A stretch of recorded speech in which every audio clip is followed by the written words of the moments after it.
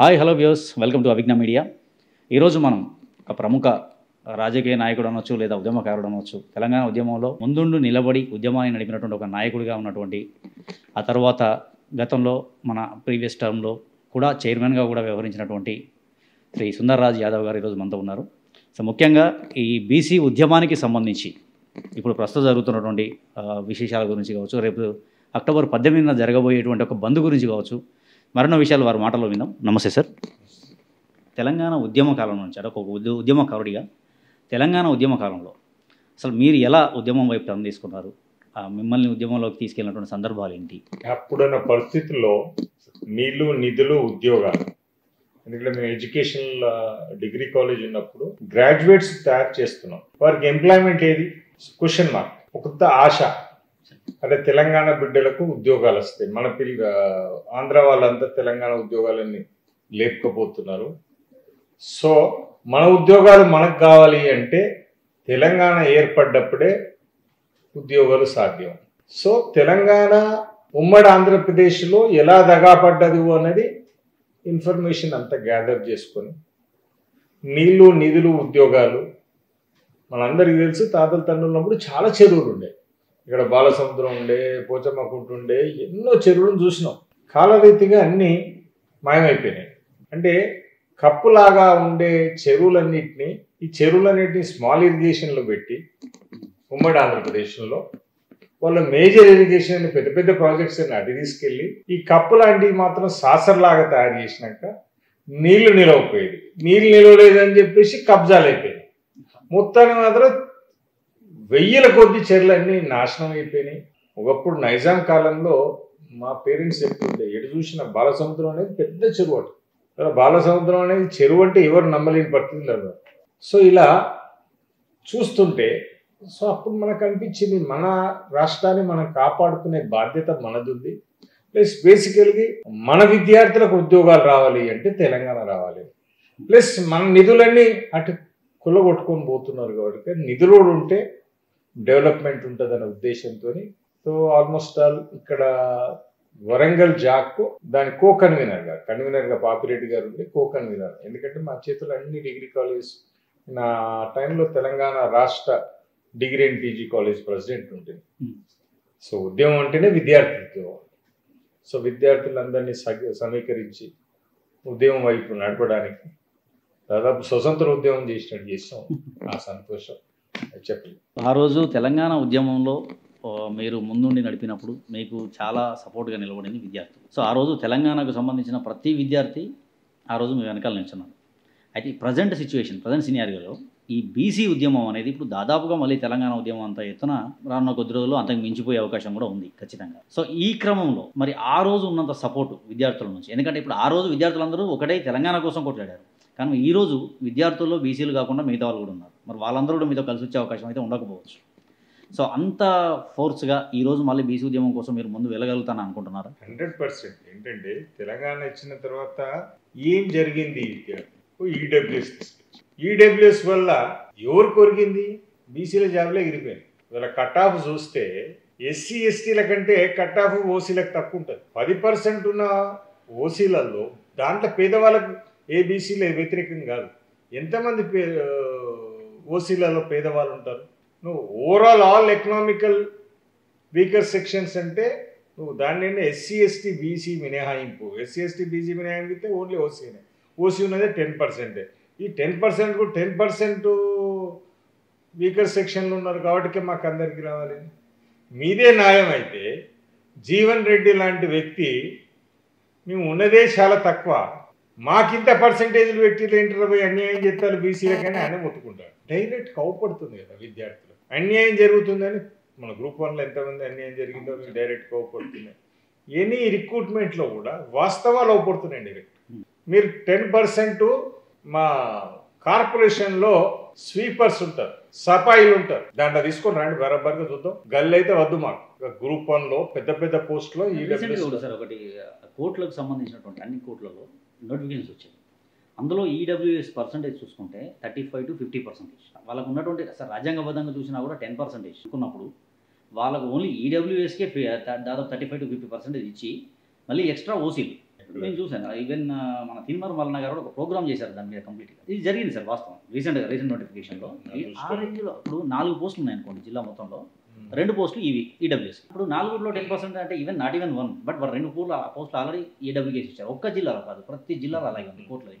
ఒకసారి అంటే మీరు కూడా ఒకసారి గోత్రం అయితే దాన్ని చూడొచ్చు. ఇదొకటి. నెక్స్ట్ మిగిలిన పోస్టులలో కూడా మళ్ళీ ఓసీలకు. మరి ఇంత వివక్ష జరుగుతున్నప్పుడు దాన్ని జనాల్లోకి తీసుకెళ్ళడానికి కూడా కొంతవరకు మన బీసీ నాయకులు కొంత విఫలమవుతున్నారు అనేది కనిపిస్తుంది క్లియర్గా. సో దాని వైపు ఎటువంటి కార్యాచరణ తీసుకోబోతున్నారు? ఇప్పుడు ఏంటంటే అవేర్నెస్ క్రియేట్ చేయడం కానీ ఉద్యమం రాదు. అవును. ఇంత అన్యాయం జరిగినా, నాకు అన్యాయం జరిగినప్పుడు బీసీ వాడు రూల్లో ఎత్తులు, పక్కోడికి అన్యాయం జరిగితే నాది కదా, నా టైం వచ్చినప్పుడు చూస్తుంది అంటారు. ఇప్పుడు ఏంటంటే పాలసీ మేకింగ్లో ఎలా కన్వర్ట్ చేసుకోవాలంటే అలా జీవో 29 కొత్తగా పట్టుకొచ్చారు గ్రూప్ అన్నప్పుడు. అవసరమా? పాత జీవో ప్రకారంగా పోవచ్చు కదా. అంటే వాళ్ళకు అనుకూలంగా వాళ్ళు చేసుకోవడానికి వాళ్ళ అడ్మినిస్ట్రేషన్లు ఉన్నారు. జనరల్గా మెజార్టీ వాళ్ళు మైనార్టీకి ఇస్తారు కదా. ఇక్కడ మన దరిద్రం ఏంటంటే భారతదేశంలో మైనార్టీల చేతుల్లో గవర్నమెంట్లు ముట్టాయి ప్రభుత్వాలు. వాళ్ళు మెజార్టీ వాళ్ళకు బిచ్చం వేసినట్టు ఎత్తుంటారు. కానీ రెవెన్యూ ఆఫ్ ద గవర్నమెంట్లో తీసుకొస్తే మీకు రెవెన్యూ సమకూర్చుట్లో మాత్రం ముఖ్య పాత్ర ఎస్సీ, ఎస్టీ, బీసీ, మైనార్టీలు పోషిస్తారు. ఉప్పు మీద పప్పు మీద ట్యాక్స్ కట్టేటోళ్ళు మొత్తం వీళ్ళే. ఇవాళ నీ బిల్డింగ్ కట్టుకున్నా, రిజిస్ట్రేషన్ చేసినా ట్యాక్స్ మొత్తం కట్టేది మ్యాక్సిమం వీళ్ళే. ట్యాక్స్ ఎగ్గొట్టే లిస్ట్లో వాళ్ళు ఉంటారు. ఇవాళ మొన్న ఇక్కడ నేను వెబ్సైట్లో చూసినా, నేను భారతదేశంలో బ్యాంకులను కొల్లగొట్టి దాదాపు 1,00,000 కోట్లు 28 మంది టాప్ తీశారు. దాంట్లో ఒక్కరన్నా బీసీలు మళ్ళీ చూడండి. అంటే 1,00,000 కోట్లు బ్యాంకులకు ఎగ్గొట్టినా కానీ వాళ్ళ మీద మీరు ఏం యాక్షన్ తీసుకో. అదే రైతు 5,000 కాంక పెండింగ్ ఉంటే వాడిని ఇంట్లోకి పోయి నానా హింసిస్తారు వాడిని. అంటే 1,00,000 కోట్లు తీసుకుపోయేటోళ్ళకో ఏమీ లేదు. ఇవాళ భారతదేశం స్వతంత్రం వచ్చిన కాంచెలు ఇప్పటికి చూస్తే మనం రిజర్వేషన్ ఇచ్చులు ఎస్టీలకు హాస్టల్ నడుపుతాను, బీసీలకు హాస్టల్. మా మీద పెట్టిన ఖర్చు ఎంత, మేము తెచ్చిన రాబడి ఎంత, మీరు తీసుకున్న ఇండస్ట్రీల పేరు మీద తీసుకున్న ల్యాండ్లు ఎంత, కాంట్రాక్టర్ల పేరు తీసుకున్న కాంట్రాక్ట్లు ఎంత. మేఘా కృష్ణారెడ్డి 20 ఏళ్ల క్రితం ఎక్కడున్నాడండి? ఏం చేస్తే వాళ్ళు 1,00,000 కోట్లకు పోతారు చెప్పండి. ఆ ఫామ్లో మాకు చెప్తే కూడా బీసీలు కూడా ఎదుగుతారు కదా. అంటే ఇచ్చే పక్షాన వాళ్ళే ఉంటారు, తీసుకునే పక్షాన వాళ్ళే ఉంటారు. ఇప్పుడు ఎవరు మొన్న ఎక్కడో నేను చూసిన ఇంటర్వ్యూస్లలో, దమ్ముంటే బీసీలు జనరల్ కాంపిటీషన్ నువ్వు జనరల్ సీట్లలో ఎచ్చగలవు. అరే భయ్, నువ్వు ఆల్రెడీ బలవంతుడైనావు. ఎక్కడైనా కుస్తీ పోటీలు పెడితే బక్కుడికి బలవంతుడికి పొడి పెడతారా? వెయిటిన్ ప్రకారంగా పెడతారు. నువ్వు ఆల్రెడీ బలవంతుడు నువ్వు 78 దోసుకొని గట్టికునే దగ్గర పైసలు తెలియలో పొడివాడు వీఆర్ దేర్. కానీ నీ చేతులు అన్ని హంగులు అన్నీ ఉన్నాయి కదా. నీకు అంత దమ్ముంటే నీ వాటా నువ్వు తీసుకో, నా వాటా నేను తీసుకుంటా. ఇవాళ ఈడబ్ల్యూఎస్ పేరు మీద 10% వాళ్ళు తీసుకున్నారండి. ఎస్సీ ఎస్టీ క్లియర్ అయిపోయింది. మిగిలింది ఎవరండి? బీసీలే కదా. మరి వాళ్ళ వాటా వాళ్ళకి ఇచ్చే తినితో లొల్లే ఉండదు కదా. నీదేమో నేను అడిగితే నన్ను అడగాలి. నీ ఆస్తిని అడిగినా, నీ వెహికల్స్ అడిగినా అడిగితే నన్ను అప్పుడు నీ కోటా నువ్వు ఎంత సమాజం ఉన్నావో నీ పాపులేషన్ తగ్గట్టు నువ్వు ఓటు పెట్టుకున్నావు. ఉద్యోగాలలో, అడ్మిషన్లలో ఎస్సీ ఎస్టీలో వాళ్ళకున్నావు. మా కాడికి వస్తున్నావు, మాకు 23% వస్తుంది. మరి మేమున్న మిగిలిన శాతం అంతా మీరు ఇంకెవరైనా ఉన్నారా చెప్పండి? వాళ్ళకి ఇచ్చేస్తే లొలిపోతుంది కదా. ఇవాళ ఇది గ్రామ స్థాయికి కూడా చేరింది. ఇవాళ ఎప్పుడైతే స్థానిక సంస్థల్లో 42%కు అడ్డం తిరిగిన తర్వాత జనాలలో ఓ విప్లవం మొదలైంది. నీ అబ్బా మాకొచ్చేదానికి కూడా నువ్వు అడ్డుపడతావు రోబోయ్, మీకు వచ్చేదానికి ఏ రోజైనా మేము అడ్డుపడ్డావా? అయితే ఇప్పుడు ఈ స్థానిక సంస్థల విషయానికి వచ్చేసరికి సార్, ఇప్పుడు సుప్రీంకోర్టుకి వెళ్తానని వెళ్ళారు. వెళ్తే ఈరోజు సుప్రీంకోర్టు నిరాకరించింది. మేము దాన్ని వాదించాము, హైకోర్టులో ఉంది. ఆల్రెడీ హైకోర్టు చెప్తుంది మీరు ఎన్నికలకు వెళ్ళొచ్చు అని, పాత రిజర్వేషన్ పద్ధతిలో. సుప్రీంకోర్టు చెప్తుంది పాత రిజర్వేషన్లు వెళ్ళాలి. రేవంత్ రెడ్డి గారు ఏమో 42% ఇస్తేనే వెళ్తానంటే ఆయన ఉంటున్నారు. అంటే ఇది ఒక రాజకీయ చదరంగంగానే మారుతుంది. ఎలక్షన్లు పెట్టే ఉద్దేశం అయితే లేనట్టుగా కనపడుతుంది. ఇప్పుడున్నటువంటి బీసీ ఉద్యమానికి ఎలక్షన్లకు వెళ్ళడం బెటర్ అంటారా, వద్దంటారా? వద్దనా, మీరు అయిపోయింది రిజర్వ్, ఎలక్షన్ అయిపోయినాక లూలెక్కడి అవును కదా. మళ్ళీ 5 ఏళ్ళ తర్వాత దేకింగ్ ఎవడుంటాడో ఎవడు దొరుకుతాడో ఈ ఉద్యమం రాదు కదా. అవును. ఇవాళ 42% రిజర్వేషన్ వచ్చిన సాధించగానే ఎలక్షన్ పెడదాం. ఆ ప్రెషర్ బిల్డప్ కావాలి కదా.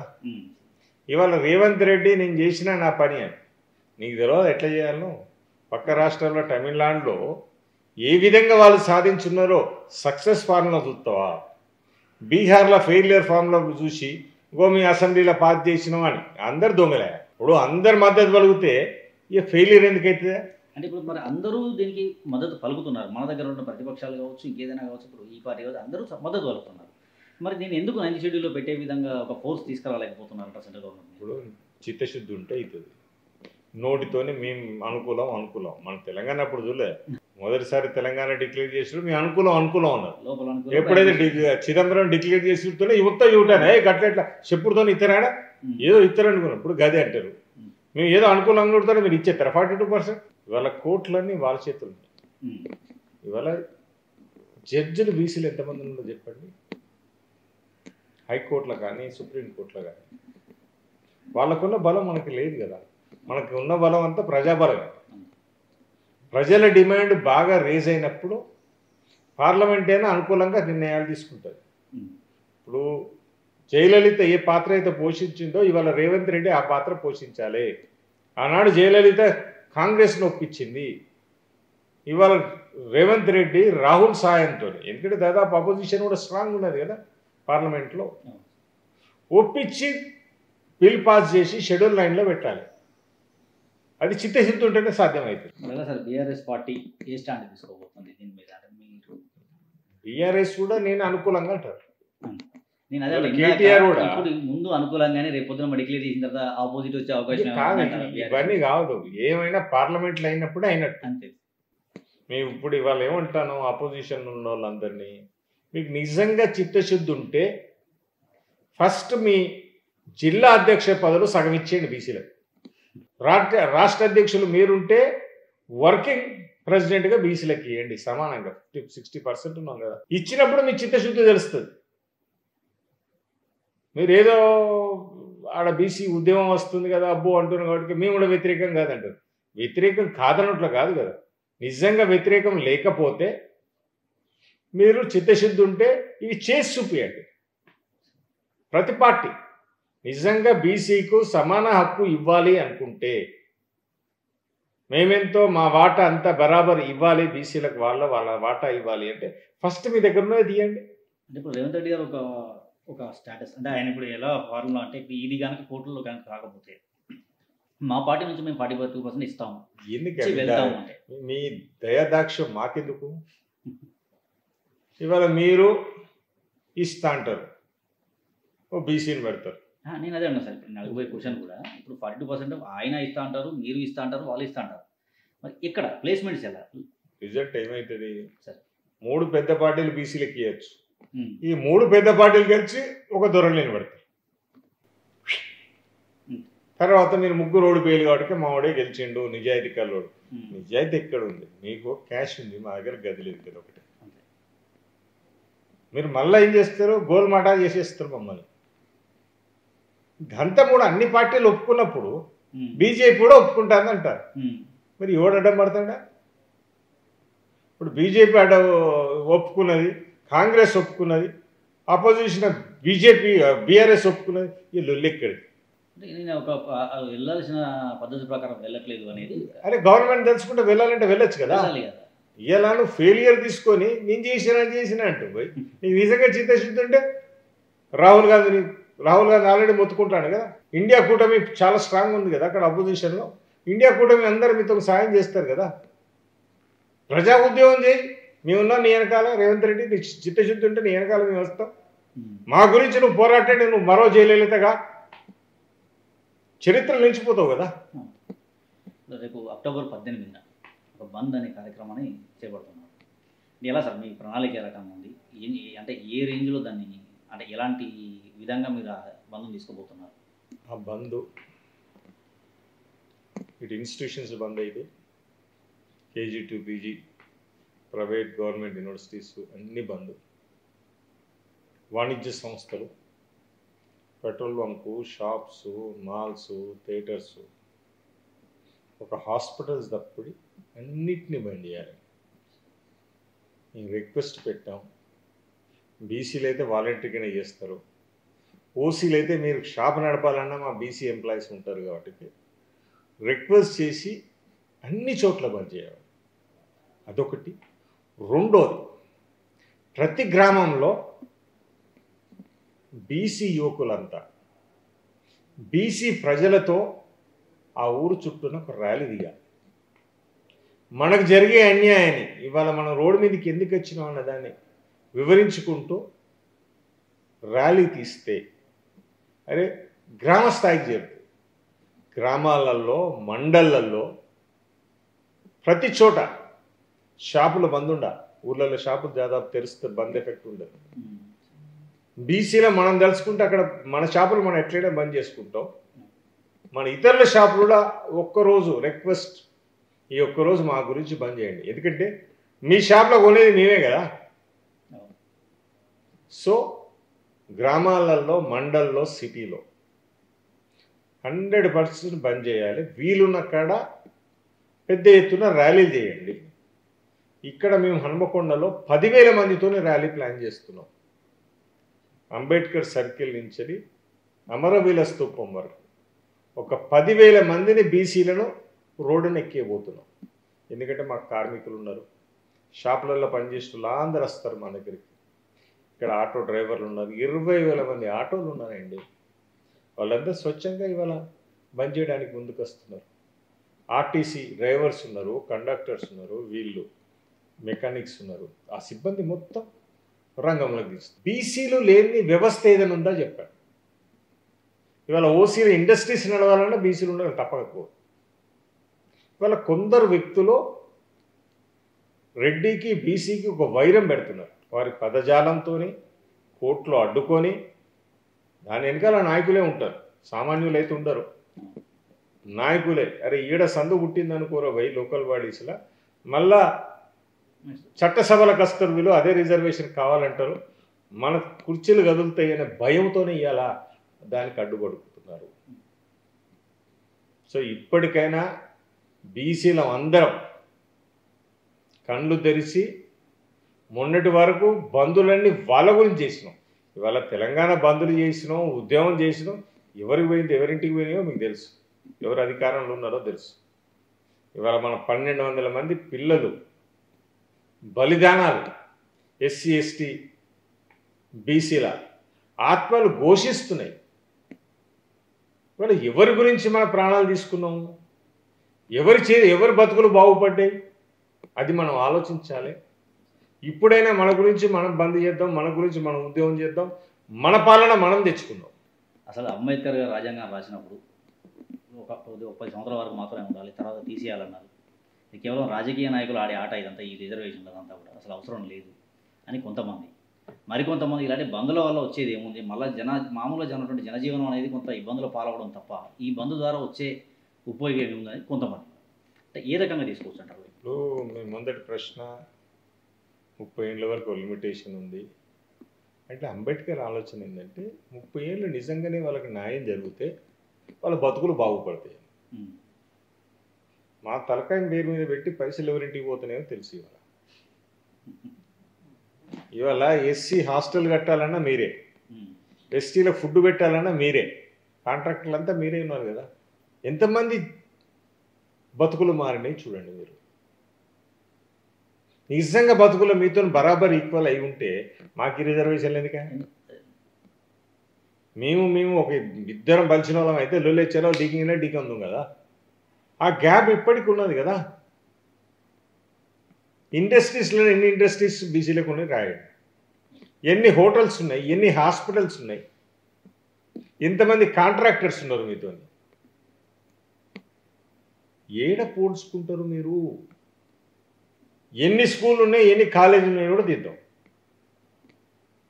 ఇక్కడ లేనే పోల్చడానికి. మేము అంటాం ఈక్వల్ అయిన తర్వాత మాకు కూడా అవసరం లేదు, రేపు నీతో నేను బరాబర్ అంట, నాకెందుకు రిజర్వేషన్ నేను అంట. కానీ వచ్చే వరకన్నా మాకు అవకాశం ఇవ్వరాదు. ఇవాళ స్వతంత్రం వచ్చిన కాంచి ఒక బీసీ ముఖ్యమంత్రి కాగా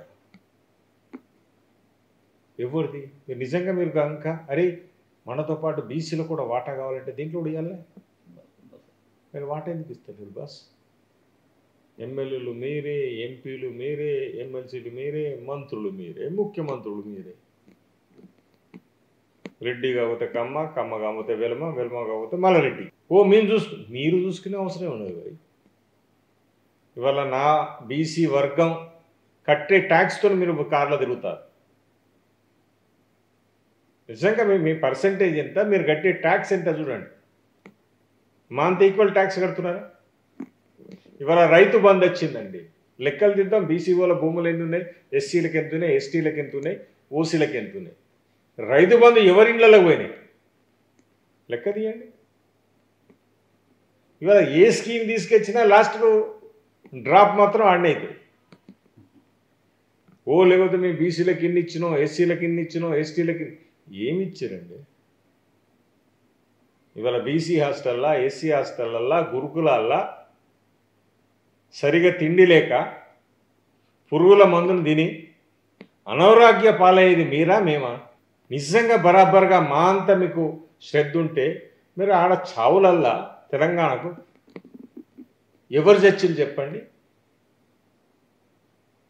ఆ దాంట్లో కూడా పోటీ పడ్డారా? మీరు చూడండి, పదవులలో పోటీ పడతారు, తప్పుడిచ్చి త్యాగాలలో పోటీ పడరా చెప్పండి? ఏనాడైనా త్యాగం చేసి చూపించండి ఫలానే. కానీ కొంతమంది వ్యక్తులు ఎడ్యుకేషన్ కాడనో అక్కడో ఇక్కడో రెడ్ హౌస్, వెల్మ్ హౌస్ కొందరు లిఫ్టప్ ఇచ్చారు. అది వ్యక్తిగతంగా కొంతవరకు అవుతుంది. కానీ రాజ్యాధికారానికి వచ్చిన తర్వాత మా షేర్ ఎంత ఉన్నది? మా వాళ్ళ గురించి మీరెందుకే? మా 60% మాకిస్తే మా వాళ్ళ గురించి మేము చేస్తాం కదా. మీ 10% గురించి మీరు ఆలోచించండి. 3% ఉన్న వాళ్ళంటే 97% గురించి ఆలోచిస్తారట. ఇది ఎక్కడ సోద్యం? ఈ బంధుల వల్ల ఉపయోగం ఏంటి అనేది ఒకటి నిరసన. ఇప్పుడు స్వతంత్రం వచ్చేటప్పుడు కూడా గాంధీజీ కూడా చేసింది ఏంటి? సాయ నిరాకరణ బంధు తెలియాలని. మా బాధ తెలుసుంటే ఈ బంధులు అవసరం ఉండదు కదా. ఏ విధంగా మీరు నిరసన తెలియాలి ప్రభుత్వాలకు? రాష్ట్ర ప్రభుత్వం, కేంద్ర ప్రభుత్వానికి తెలపడానికి ఏదో ఒక నిరసన ఉండాలి కదా. ఏ నిరసన ద్వారా మేము తెలియజేయాలి చెప్పండి? ఏదో ఒక నిరసన అయితే ఉండాలి కదా. నాకు కడుపు నొప్పిస్తుందని చెప్పాలి. నాకు కడుపు నొప్పిస్తుందని నీకు తెలిసినా తెలియనట్టు నటిస్తాను. దానికి ఏదో రోడ్డు మీదకి వచ్చి నేను బొడుతునే కదా, అయ్యో వీడు బొడుతాండి ఈ సంగతి అనేది వస్తుంది కదా. ఇదే బీసీల అంశంలో ఇప్పుడు ఉమ్మడి వరంగల్ జిల్లా పరిధి చూసుకుంటే ఏకైక బీసీ ఎమ్మెల్యేగా మంత్రిగా ఉన్నటువంటి కొండా సురేఖ గారు, తోడుగా ఉన్నటువంటి కొండా మురళి గారు, వారిపై నిన్నటి నుంచి జరుగుతున్నటువంటి ఒక ఇష్యూ అంటే కేవలం బీసీ సంబంధించిన నాయకులనే వాళ్ళ మీద టార్గెట్ చేశారనేది కూడా ఒకటి బయటికి వస్తుంది. అంటే అదే కారణం అంటారా, లేకపోతే అసలు ఏ రకంగా చూడవచ్చు ఈ అంశాన్ని మనం? ఒకటండి, ఇప్పుడు వాళ్ళ ఇంటర్నల్ పార్టీ విషయం మనకు తెలియదు. కానీ ఉమ్మడి వరంగల్ ఏకైక బీసీ మహిళా ఎమ్మెల్యే. గత ప్రభుత్వం చూస్తే మన సారన్నే లాస్ట్ బీసీ ఎమ్మెల్యే, తర్వాత మళ్ళీ సురేఖనే. మధ్యలో కొద్ది రోజులు సురేఖ చేసింది, మళ్ళీ పోయిన తర్వాత టర్మ్లా మళ్ళీ సురేఖనే. ఏఆర్ఎస్ గవర్నమెంట్లో కొద్ది రోజులు సురేఖ చేసింది, మళ్ళీ సురేఖనే చూస్తాను. అంటే రాష్ట్రం మొత్తంలో ఇంత ఉద్యమం జరిగినా, బీసీ కాంక్ష పెరుగుతున్నా కానీ టార్గెట్ చేసి పోర్ట్ఫోలియో ఇచ్చారు. ఆమెకున్న ఎక్స్పీరియన్స్కు, అనుభవానికి దేవాదాయ శాఖ అనేది, ఎండోమెంట్ అనేది చాలా చిన్నది. అక్కడనే సగం దొక్కిలు బీసీలు. ఇవాళ బీసీల మినిస్టర్లకు ఇచ్చిన పోర్ట్ఫోలియోస్ అన్నీ లెక్కలకు రాని పోర్ట్ఫోలియోలు వీళ్ళకి ఇచ్చారు. మేజర్ పోర్ట్ఫోలియోలకు ఇచ్చానండి. ఆ ఇచ్చిన కాస్త తీసేసే వరకు పట్టుబడతాంటారు. బేసికల్ ఏంటంటే బీసీలలో ఉన్న ఐక్యత తక్కువ, బీసీ ఎమ్మెల్యేలే తక్కువ ఈ రాష్ట్రంలో. ఉన్నదాంట్లో కాంగ్రెస్లో ఇంకా తక్కువ ఉన్నట్టున్నారు. ఆ తక్కువలో ఈ సీనియర్ ఉన్నది కాబట్టి ఈమెను ఒక్కడిని కొట్టేసేయాలనే ఆలోచనలు ఉన్నాయి. కానీ తెలంగాణ రాష్ట్రం ఉన్న బీసీలందరూ కొండ సురేఖ పక్షాన ఉంటారు. ఇవాళ మా చెల్లు అక్కో అవకాశం దొరికింది, ఏమైనా ఉంటే మాట్లాడచ్చు, ఒప్పియచ్చు, మెప్పియచ్చు, ఏమైనా ఇంటర్నల్ ఇష్యూస్ ఉంటే. ఆమె అడ్మినిస్ట్రేషన్ తెలియని వ్యక్తి అయితే కాదు. గత కాంగ్రెస్ గవర్నమెంట్లో లాంగ్ స్టాండింగ్ పనిచేసింది, తర్వాత బీఆర్ఎస్లో కూడా కొంతకాలం పనిచేసింది. అవన్నీ దృష్టిలో పెట్టుకొని తనని కొనసాగించాలని బీసీ సమాజం అయితే కోరుకుంటారు. మీకు కుట్రలో డైరెక్ట్ రేవంత్ రెడ్డి అంటే డైరెక్ట్ సీఎం స్థాయి నుంచి ఒక కుట్ర జరుగుతుంది అని వాళ్ళ అమ్మాయి సుస్మితా పటేల్ గారు కూడా బయటకు వచ్చి చెప్పడం జరుగుతుంది. ఈవెన్ పొంగులేటి గారి నేమ్ కానీ ఇవన్నీ చెప్పడం జరుగుతుంది. అంటే మన స్థాయిలో జరగచ్చు. ప్రశ్నించటోళ్ళు ఉత్తాలని కూర్చుంటారు. ఇవాళ రేవంత్ రెడ్డి చైర్మన్లు డిక్లేర్ చేసిండు, కానీ ఆయన వర్గానికి ఇచ్చుకున్నాడు కదా. మ్యాక్సిమం ఎంతమంది బీసీలకు ఇచ్చిండండి? 42% అక్కడ బ్యాలెన్స్ చేసిండా? అంటే బీసీ నాయకులను వాళ్ళు ఒప్పుకుంటారా? ఫస్ట్ బీసీ నాయకులు ఎలాంటి వాళ్ళను ఒప్పుకుంటారు? వాళ్ళ కాలు బిస్కెట్ వాళ్ళను, వాళ్ళ గ్లాసుల మందు పోసేటోళ్ళను వాళ్ళు స్వీకరిస్తారు. బరాబర్ కూర్చుంటాం, బరాబర్ మీతో పాటు అడ్మినిస్ట్రేషన్ చేస్తానంటే ఏ నాయకుడు ఒప్పుకోవాలి? ఇదే కదా బాధ. ఇవాళ ధనబలం ఉన్నది, ధనబలంతో అన్నీ చేయగలుగుతున్నారు వాళ్ళు. బీసీలకు జనబలం ఉన్నది కానీ ఐక్యత లేక ఇప్పుడే ఐక్యత పెరుగుతారు. ఈ ఐక్యను మళ్ళా తూట్లు పొడవకుండా పొడిచినా తట్టుకుంటట్టు బీసీ సమాజం ఎదగాలని కోరుకుంటారు. ఓకే సార్, ఈ సందర్భంగా ప్రజలకు, మా వీక్షకులకు రేపు జరగబోయే కార్యక్రమం గురించి మీ నుంచి ఏదైనా పిలుపు. 18 అక్టోబరో తారీఖు చేసే బీసీ బంద్కు ప్రతి ఒక్క బీసీ దీంట్లో వాలంటరీగా ఇన్వాల్వ్ అయ్యి, ఇది బీసీలకు సంబంధించిన, మన ఆత్మగౌరవానికి సంబంధించిన న్యాయ పోరాటం చేయడానికి ఇవాళ బంద్ పిలుపునిచ్చడం జరిగింది. ఎన్నాళ్ళు మనం బంద్ చేస్తే ఎవరికో గురించి చేశాం, ఇవాళ మన గురించి మనం బంద్ పెట్టుకుంటున్నాం.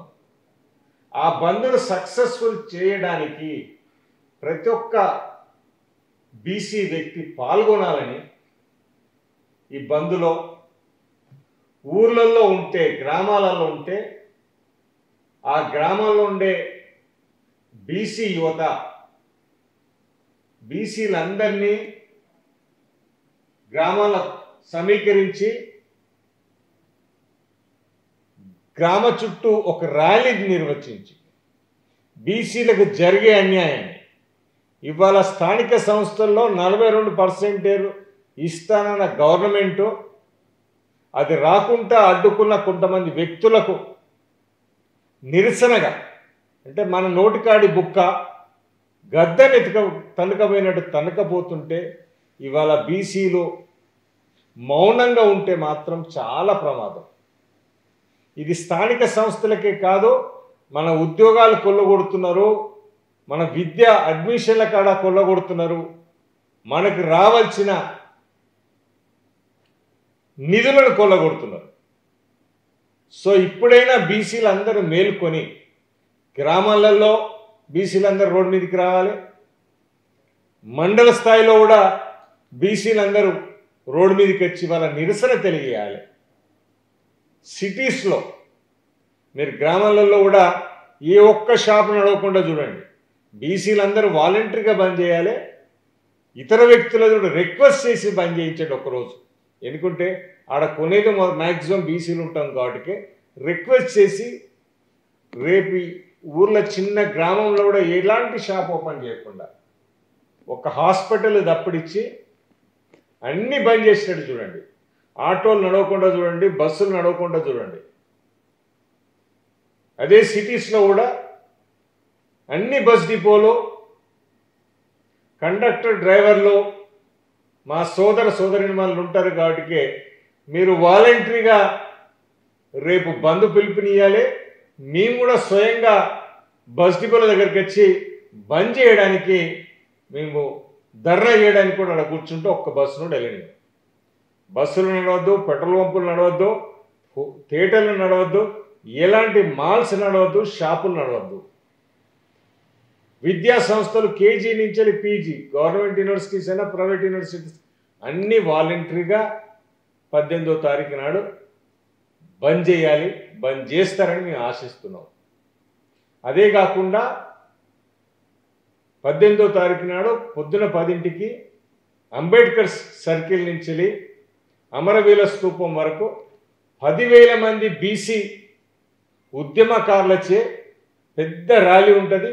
ఆ ర్యాలీలో ప్రతి ఒక్కరు పాల్గొనాలని, ఊర్లలో కాంటెస్ట్ చేయబోతున్న బీసీ క్యాండిడేట్స్ ఒక మనిషి 10 మందితో ఈ ర్యాలీలో పాల్గొనాలని. ఎందుకంటే మీ రిజర్వేషన్ కాపాడుకోవాలంటే ఇవాళ ర్యాలీ సక్సెస్ కావడం అవసరం కనుక. తర్వాత విద్యార్థులు ఇంటర్మీడియట్, డిగ్రీ, పీజీ కాలేజ్ చదువుకునే, ఇంజనీరింగ్ చదువుకునే విద్యార్థులు కూడా పాల్గొనాలి. ఈ నిరసన మొత్తం మీ గురించి. ఇవాళ రాబోయే రోజుల్లో 40% 50% రిజర్వేషన్ వస్తే మీకు అడ్మిషన్లు ఈజీగా దొరుకుతాయి, ఎంప్లాయ్మెంట్ కూడా ఛాన్స్ ఉంటుంది. కాబట్టి రాబోయే తరం గురించి ఇవాళ బంద్ పిలిపిస్తున్నాం. కాబట్టి విద్యార్థులు, టీచర్సు, నాన్ టీచింగ్ స్టాఫ్ అందరు పాల్గొనాలి. పెద్ద ఎత్తున ఆ ర్యాలీని సక్సెస్ఫుల్ చేయాలి. తర్వాత మాల్లల్లో, షాపులలో పనిచేసే బీసీ కార్మికులు, వర్కర్స్ అందరూ కూడా ఈ ర్యాలీలో పార్టిసిపేట్ అయ్యి, వీరితో పాటు కుల సంఘాలు కూడా, ఇవాళ అన్ని కుల సంఘాలు, బీసీ కుల సంఘాలందరూ ఈ 18వ తారీఖు బీసీ బంద్కు మద్దతు పలుకుతున్నారు. కాబట్టి ఒట్టి నోటి మాటతో కాకుండా మీరు ఒక సంఘ రూపంగా మీ కులస్తులందరినీ 10 గంటలకు అంబేద్కర్ సర్కిల్ కాడికి రావాల్సిందిగా కోరుచున్నాను. మనం అందరం తలుసుకుంటేనే 10,000 మందితో కనుక మనం ర్యాలీ తీస్తే అది ఇక్కడికి కాదు, రేవంత్ రెడ్డి కాదు, మోడీకి కూడా చెక్కగలుగుతుంది. మనకు రావాల్సిన రిజర్వేషన్ మనకు వస్తుంది. బీసీ రిజర్వేషన్ మన జన్మ హక్కు. మన హక్కును మనం సాధించుకోవడానికి ఇవాళ బంధు ర్యాలీలో పాల్గొనవలసిందిగా అందరినీ వేడుకుంటున్నా. జై బీసీ. ఇది మన మాజీ కూడా చైర్మన్, ప్రముఖ విద్యావేత్త అయినటువంటి సుందర్రాజ్ యాదవ్ గారి యొక్క మనోగతం. రేపు 18వ తారీఖున జరగబోయేటువంటి బంద్ కార్యక్రమానికి సంబంధించిన పూర్తి విశేషాలు కూడా వారి మాటల్లో విన్నాం. తిరిగి మళ్ళీ 18వ తారీఖున వారు చేపట్టబోతున్నటువంటి కార్యక్రమంలో మళ్ళీ కలుద్దాం. అంతవరకు సెలవు.